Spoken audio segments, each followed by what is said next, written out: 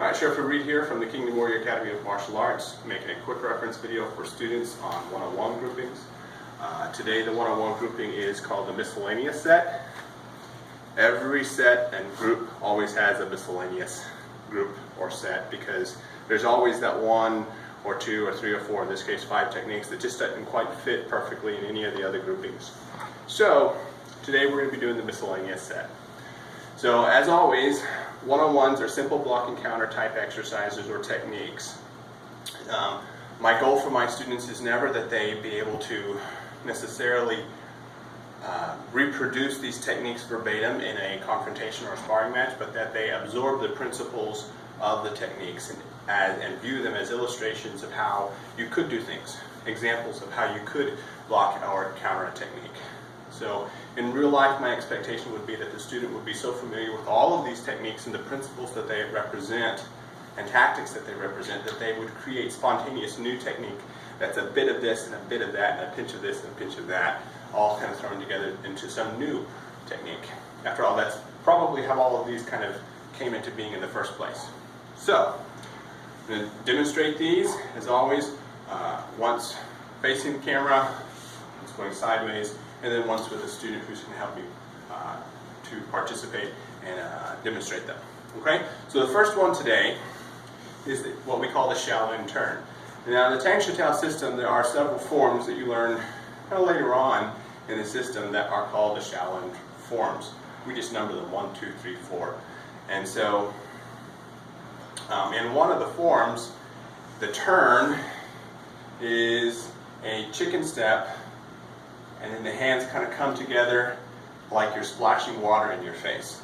The idea is that you're catching something and blocking it up, and then from there you just roll right into a double-handed strike or double-handed push. So the way this form or this technique works as a one-on-one is exactly the same. I'm in my stance, or I'm just standing here. I like to think of this as one of those techniques that can be kind of like that, oh, shoot, what do I do now? Kind of techniques, where you got caught flat-footed a little bit and you didn't know you didn't see the technique coming as early as you would like, so you didn't really have time to think of or to respond with a right side technique or a left side technique. So you're just standing there and then a punch comes in to your face and you're like, where did that come from? So you're just gonna react. And so the good thing about this is that if you do it correctly, it doesn't matter how they punch you, whether it's right or left or hook or straight, that you'll still effectively block and defend yourself from it. So what's going to happen is I'm going to chicken step. And so chicken step, if you look at the feet, is basically I'm just going to switch my feet by lifting up my feet both at the same time, switching their position to where I want them to be and falling into the new stance. So it's like this. Okay, so whichever foot or position I happen to be in, whether I'm in even just standing here stance or I'm in a fighting stance, that's what I'm going to do. So the punch comes in, I'm going to do it from a San-Ti stance. Punch comes in, I'm just going to block, step in and hit. Okay, so facing the side. Okay, and then with partner. So student is going to punch at my face. There's a little bit of a size discrepancy here, but it's okay for just demonstration. He's going to punch my face. If he hits me, that's good for him, bad for me. So as he punches, I'm just going to knock it out of the way. And you notice that even if my hands miss his arm due to a lack of focus or just caught me by surprise or whatever, my arms, because I'm allowing my fingers to overlap a little bit for the double-handed hit, create this kind of upward rising wedge. That just catches anything and drives it off to the side. So ideally, when he comes in, I'm going to block him and knock his hand up. And a little bit of that forward momentum that drives him back and off balance a little bit. But even if I missed, like I did the first time, as he comes in, my hands miss, that wedge shape of my arm still drives his hand past me, and I'm still protected. And I still get to come in and hit him. So we're going to do that punch to the face, here, and then come in and hit. And so the chicken step happens with the block, and then I just step in to hit. Okay? The next technique is what we call Babadan number 3, because it comes from the form Babada number 3. And in Babada number 3, you have a jab, a wipe on, a wipe off, and then a punch. So what we're going to do is, as I'm here in my Santi stance, somebody throws a punch, I'm going to block with that wipe off type motion. This block should be crossing their arm in front of them, making them cross the center line. So you're now positioned to the outside of their body. Immediately upon blocking to the outside, you're going to then cross and then block again, wiping that hand off so that you're on the inside. And then this hand that you blocked with first is just already going to be up here, and you're just going to jab. There really is no footwork with this. It happens so fast that you don't really need to step. So it's just going to be there, okay? And then to the side, it's just there. And then with a partner. So he punches, I'm going to block him to the outside, cross to the middle, and then jab to the face. Done quickly, it's just boom. Advanced variation would be to do that with the crane's neck blocks as opposed to just straight wrist blocks here, and then an open palm strike. So it would just be boom. And sometimes we'll do this with the chicken step. Again, depending upon whether or not it's advantageous for us to have our feet in a different position from where the attack first comes in. Next technique is called the forearm push. So forearm push comes from a set of exercises we have called push elbows. Basically, they're Tueso type exercises. So what happens is somebody's coming in with an oncoming force, and we're going to intercept that force. We're intercepting their arms, both of their hands, with our forearm. The moment we feel their energy kind of compress against our arms, so they commit to that motion, what we call when they become full, then we're going to go empty. We're going to sink our weight into our back leg, tuck our elbow to our ribs, and turn from our waist, directing them to the side. And our other hand's going to come up and check their elbow. The moment we get to this position, we're going to grab elbow and wrist, and then just jerk them past us. So the way this looks, shadow style, is we're here, they rush us with their hands outstretched. We intercept hands. The moment they become full, we become empty, and we just direct them with a jerk past us. Okay? Sideways, that's going to look, I'm going to do it this way so you can see better.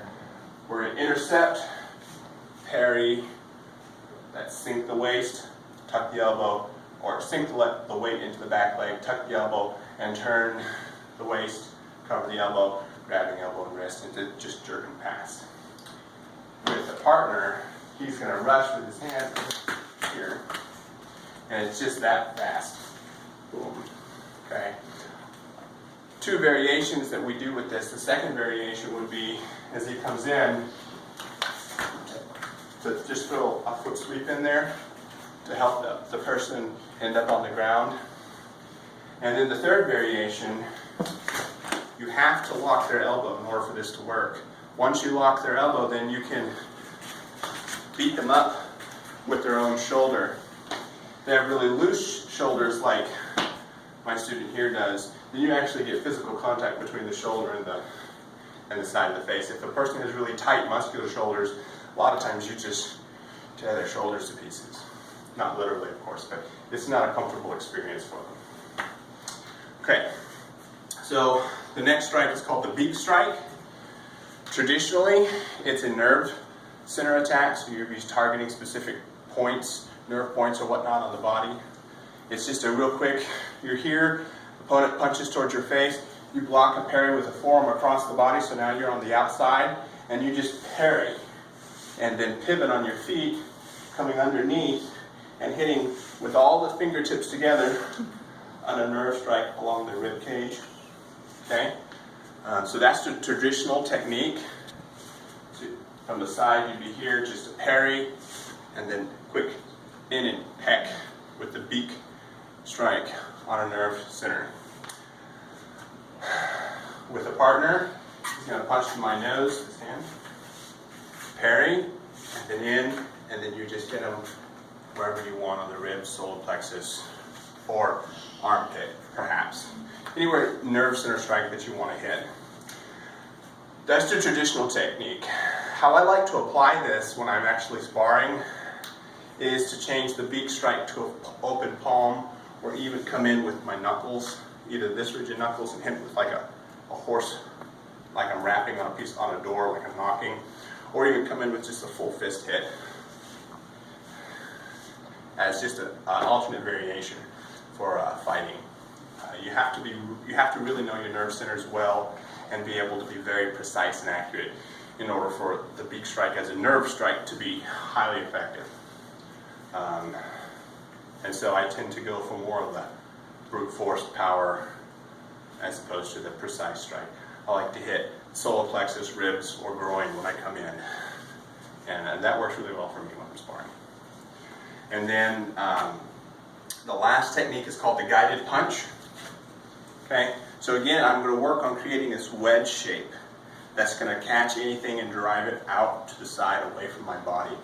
So the idea is I'm standing here and somebody's attacking either my knee or my shin with a front snap kick type attack. So I'm here, it's always going to be the backhand that drops down into the strike in the traditional technique. So we're going to be here, and then we're going to drop down into what we call a dragon posture, and it's a full squat to the floor in the traditional technique. Boom, all the way to here. So the backhand is then going to drill down and punch with the thumb ending facing the body, like this, not like this, or here. You don't want to hit it with a horizontal, because if you catch the shin bone on its edge between the metacarpals of the hand, you may potentially cause a pretty painful injury to your own hand where you're splitting the metacarpals away from each other. It's a lot of ligament damage. You don't want that. So you're going to turn so that the proximal phalange bones are perpendicular to the line of the shin bone or the line of the foot, whichever you happen to be hitting when you punch. And you're just going to basically come down and catch that foot before it gets to full extension and full power, and then just damage them. You want your hand right above the knuckles, kind of like this, fit in there, and pressing nicely so that when you hit, if you happen to just ever so slightly miss, the hand will guide that foot back into the knuckles, or vice versa. And if you miss, and the whole hand misses, that wedge shape will drive that kick off to the side and you're still protected. So what it looks like is just this. And that's it. That's both your block and your offensive action at once. How you follow up with that is up to you. So, here, cool. With a partner to demonstrate, he's going to kick my shin with his lead foot. I'm just going to go pop and damage his shin for having the audacity of trying to kick me. Very Shingy-esque. Alright, that's the miscellaneous set, and thank you very much.